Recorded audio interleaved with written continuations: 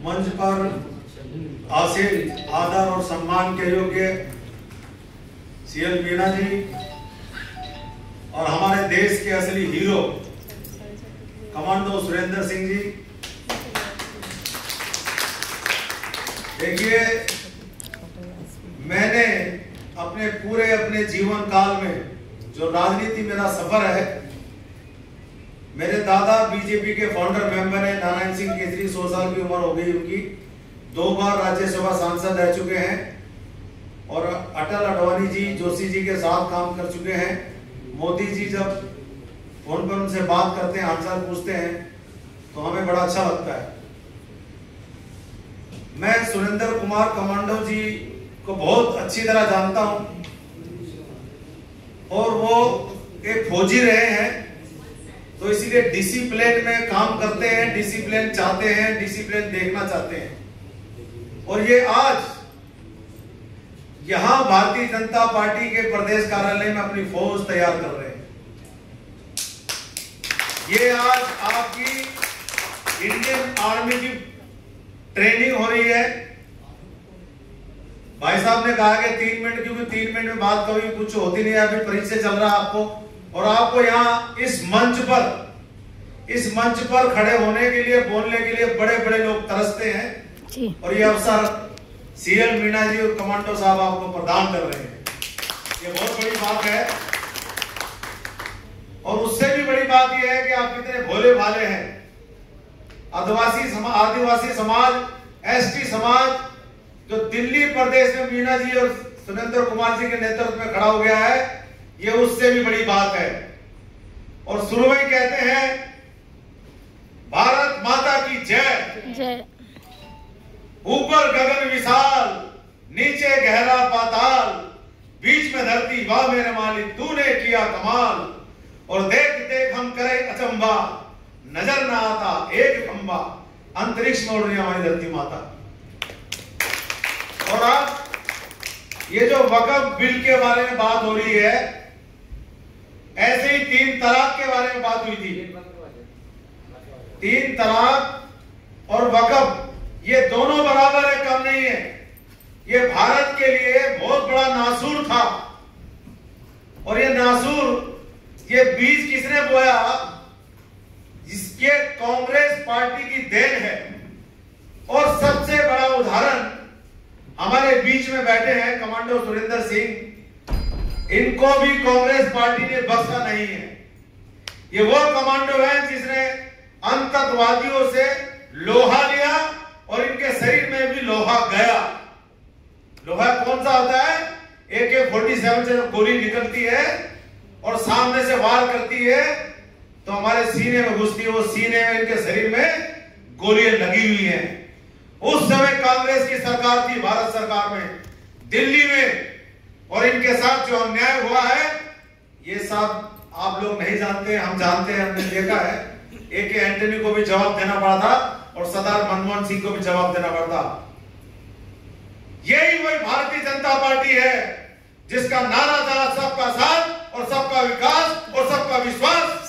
आज कश्मीर से लेके कन्याकुमारी तक देख सकते हैं कितना तरक्की।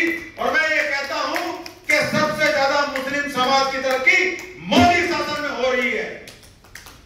आप कश्मीर में जाके देख लीजिए, धारा 370 राधी 3 तलाक किसको फायदा हुआ है? ये हमें नहीं हुआ, हिंदुओं को, ये मुसलमानों को हो रहा है। ये वक्फ की बात जो कर रहे हैं ये भी मुसलमानों को फायदा होगा, 3 तलाक में मुसलमानों को फायदा हुआ है। ये कांग्रेस पार्टी ऐसी है जिसने फौजी को नहीं बख्शा, भारत की जमीन को नहीं बख्शा, भारत सरकार को नहीं बख्शा। और मैं कह रहा हूं ये वक्फ बोर्ड के पास तो जमीन कम होगी, कांग्रेस पार्टी के पास बहुत ज्यादा जमीन होगी। कांग्रेस पार्टी के पास बहुत ज्यादा जमीन होगी।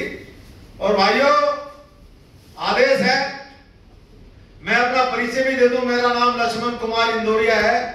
मैं राष्ट्रीय अध्यक्ष भारतीय धानक समाज का हूं और राष्ट्रीय सचिव सनातन हिंदू वाहिनी और वर्किंग जर्नलिस्ट ऑफ इंडिया, जो पत्रकारों की यूनियन है, उसका नेशनल सेक्रेटरी हूं। और YouTube channel, news channel live, Tez live India news का NCR दिल्ली का प्रभारी हूं। और सीएल मीणा जी, सुरेंद्र कुमार कमांडो साहब के साथ मैं सेवा काम करता हूं। जब से बुलाया मैं यहाँ बैठा हूं, गया नहीं हूं। मैं कोई भी इतना बड़ा कोई कार्यक्रम होता है मैं यहाँ जल्दी से निकल जाता हूँ, लेकिन इनके आदेश का मैं पालन करता हूँ। और ये बहुत अच्छी हमारी क्लास चल रही है, बहुत ही बढ़िया आज का ये जो आपको अवसर मिल रहा है, ये अवसर कभी बार बार मिलता नहीं है और सबको मिलता नहीं है। आप बड़े भाग्यशाली हो जो एसटी मोर्चा में आप काम कर रहे हो और आप में नाच गाना और आप यहाँ पर आज का दिन बहुत हमारे लिए भाग्यशाली होने जा रहा है कि जो आदिवासियों की जमीन हड़पते थे वो जमीन अब मुक्त होने जा रही है।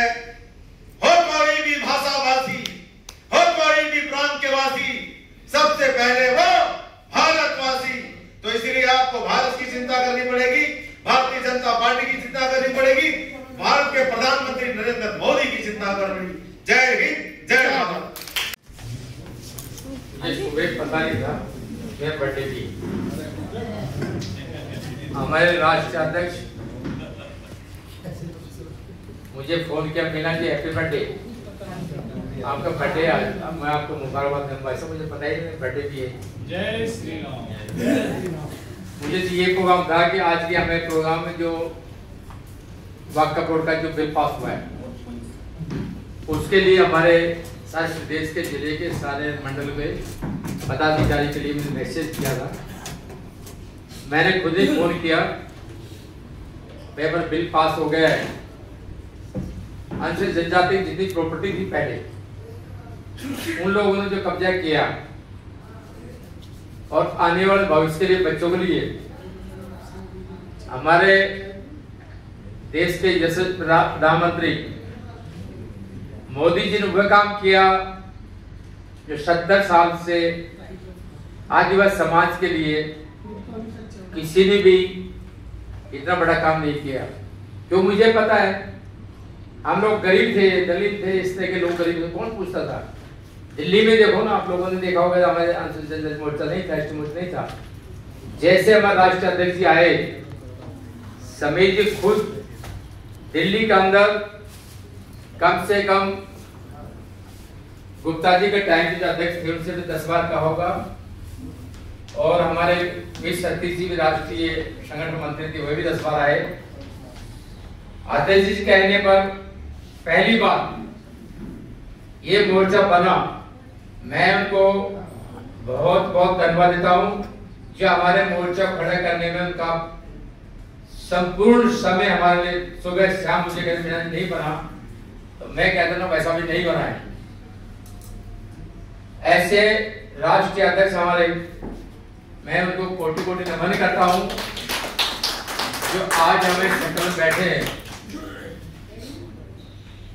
शॉर्ट पीरियड में सुबह भाई साहब ने कहा ये प्रोग्राम भी करना है, तो सुबह मैंने 9 बजे से लगा के 11 बजे सब कुछ 2 घंटे के अंदर शॉर्ट नोटिस में वैसे ये लोग आए हमारे सारे पदाधिकारी, मैं इनको भी बहुत बहुत समय टाइम, क्योंकि हर कुछ जो भी है काम भी है बिजनेस भी है, छोड़ के तुरंत ही आ जाते। मैं जैसे भी फोन करता हूँ, मैं इनको पर्सनल फोन करता हूँ भाई साहब, किसी को नहीं छोड़ता, छोटे बड़े कोई भी हो, मैं उनका सम्मान भी करता हूँ।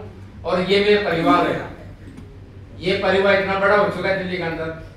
3-4 दिन पहले हमने प्रोग्राम किया था सीएम साहब का, तो वहां कम से कम हजारों आए, सिर्फ एक फोन पे आए, कोई मैसेज नहीं, कोई नहीं, इतना बड़े सम्मान किया। तो ये मोर्चा हमारा एक परिवार है, इस मोर्चे को ऐसे ही हम लोग आगे बढ़ाते रहेंगे, क्योंकि समाज में हमें लोगों को पहले किसी ने दर्जा नहीं दिया, या कोई पूछता भी था कौन है क्या है। अध्यक्ष जी ने हमें सबसे पहले, तो मीना जी हम सबसे पहले मोर्चा दिल्ली में बना के छोड़ेंगे, और बना के छोड़ा। मैं समीर जी का भी सती से बहुत ही बहुत आभारी हूँ। और 2040 साल जो आज लोग आप यहाँ बैठे हैं, जिस मंडल जिला छोड़कर प्रदेश में आके बैठे हैं, ने कार्यकर्ताओं की पूरी जिंदगी मंडल तक खत्म हो जाती है, कोई नहीं पूछता उन्हें, जिले तो बड़ी बात है। तो आज आप लोग सभी प्रदेश से बैठे हैं, पदाधिकारी हैं हमारे, तो ऐसे ही हमारे कमांडो ने कहा ना, जो अनुशासन उसका थोड़ा सा डिसिप्लिन में रखना पड़ेगा। उन्हें सीएम जी कहने मिला जब बड़े, और भाई जी नए हम लोग खिलाड़ी हैं, सब चाहते हैं आपका स्वागत करने के, हर आदमी फोटो खींचने का आपके वेट कर रहे थे। नो भाई साहब मुझे बात हुई थी मेरी, तो कहना भाई साहब मुझे जल्दी जाना था, कहीं 2-3 और भी थे, तो इसलिए मैं सब जैसे साथ फोटो लेके खींचा सका नहीं को स्पीक नहीं सका। तो मैं आपसे चाहूंगा कि जैसे ही पार्लियामेंट में राज्यसभा पास होगा, आप लोग हो सकता 7 बजे या 6 या 10 बजे या कोई कंफर्म नहीं अभी, तो लंबी बहस चलेगी 6 बजे 6 बजे मतलब जैसे होगा। तो मैं आपको आप लोग यहाँ लोग यही लगे कि राष्ट्रपति जी को मजा रहे पार्लियामेंट में। क्यों मेन बात है हम लोग को तो टाइम का, जैसे कल भी हम सुबह 11 बजे पार्लियामेंट बैठे रहे और शाम को 6 बजे निकले, तो वहां भी हम ऐसे ही क्योंकि हम कार्यकर्ता है, सिपाही है, वहां आराम से डटे रहे जब तक पूरा सिस्टम ना देखा है। हमने पार्लियामेंट, नया पार्लियामेंट देखा है, कितना सुंदर पार्लियामेंट बना हमारा, जो हमारे आदेश जैसे ऊपर थे वैसे हम फॉलो किया, वहां पर हमने व्यवस्था बना रखी। जैसे आएगा आपको सब सूचना कर दिया जाएगा। बिल पास में आज वह सबका सबसे बड़ा रोल किरण रिजिजू जी का रहा। उन्हें आंध्र जनजाति राष्ट्रीय मोर्चा को सबसे पहले तरजीह दिया, क्योंकि जमीन जो प्रॉपर्टी थी हमारी, उस प्रॉपर्टी सेव करने के लिए लॉन्ग लाइफ। आज कोई भी वाक बोर्ड को जो दावा करता था पहले पार्लियामेंट में, राष्ट्रपति भवन इसमें आते हैं, उन्हें भी उस पर दावा किया था। आज मोदी जी ने वो दावा भी इनका खत्म कर दिया और हमारी कानून दिल्ली का हिंदुस्तान में सबसे पहले फिर रिजिजू जी ने अनुसूचित जनजाति मोर्चा के नाम लिया। भाई इन लोगों को कैसे शिक्षा दी जाए, कैसे तरक्की की जाए, इनको कैसे अन्न के साथ में इनको खेती बाड़ी की जाए, क्योंकि जमीन